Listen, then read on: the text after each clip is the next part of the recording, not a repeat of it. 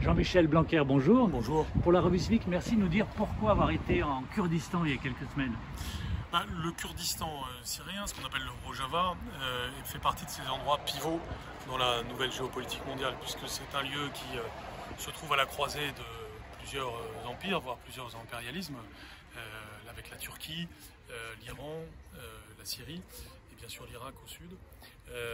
On a un Kurdistan irakien qui s'est autonomisé depuis la première guerre du Golfe et qui finalement aujourd'hui est relativement prospère et relativement stabilisé. Et puis on a un Kurdistan syrien qui est en état de post-guerre et même dans un état en partie de guerre parce que agressé au nord notamment par la Turquie, mais aussi par Daesh qui continue à exister par petits noyaux qui continue à exister par petits noyaux et qui cherche à revivre. Nous avons pu compter, nous tous, démocrates, sur l'incroyable dévouement, l'incroyable combativité des Kurdes syriens qui, bien dans les années 2015, 2016, 2017, ont remporté des victoires sur Daesh et ont permis notamment de reconquérir des villes comme Raqqa ou Kobané. Mais ces victoires doivent être consolidées aujourd'hui parce qu'ils ont réussi à créer une forme d'entité autonome. Ils ont leur propre armée, ils ont leurs forces, mais il ne faut pas qu'ils restent seuls. Ils ont besoin de l'appui des démocraties, que ce soit les démocraties occidentales ou les démocraties qui existent dans d'autres parties du monde. C'est un message de solidarité, compris évidemment venant de la France. Ils sont très francophiles, les Kurdes. Vous ont bien reçu? Les Kurdes en général savent que la France est leur ami. C'est vrai de tous les Kurdes des 4 pays où se trouve le Kurdistan. Ils ont besoin de preuves de cette amitié. Nous leur avons donné à plusieurs reprises dans l'histoire récente, mais ça n'est jamais trop.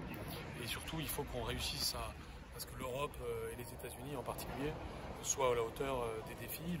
Le retrait américain décidé par Donald Trump a été un moment très difficile qui a abouti à des conquêtes du territoire kurde syrien par la Turquie. 30 km d'une bande au nord qui, sur le plan du droit international, relève de la Syrie et qui aujourd'hui est entre les mains de la Turquie. Autant de choses qui en réalité sont inacceptables du point de vue du droit international et qui pourtant existent parce qu'il n'y a pas suffisamment de soutien à ces Kurdes syriens. Et tout le monde ne perçoit pas en France la multiplicité des fronts contre l'islamisme le plus radical qui aboutit à du terrorisme. Certains considèrent finalement que chaque cas doit être examiné séparément alors qu'on voit bien qu'il y a un front de défense des démocraties.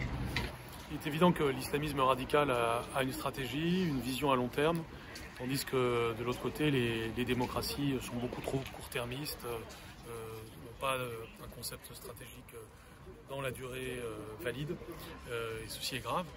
C'est cela qui doit changer dans les temps à venir. Il faut notamment unir entre elles les causes démocratiques à l'intérieur du Moyen-Orient. Je pense à des Kurdistan, je pense à ce qui se passe en Israël, je pense à ce qui se passe en Arménie, mais je pense aussi aux opposants iraniens, aux opposants turcs. Dans chaque pays, il y a des forces libérales et démocratiques qu'il faut savoir soutenir.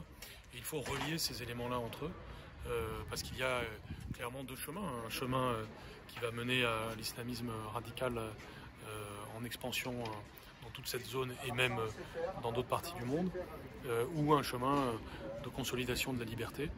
Mais pour ça, il faut une stratégie, une vision et une unité.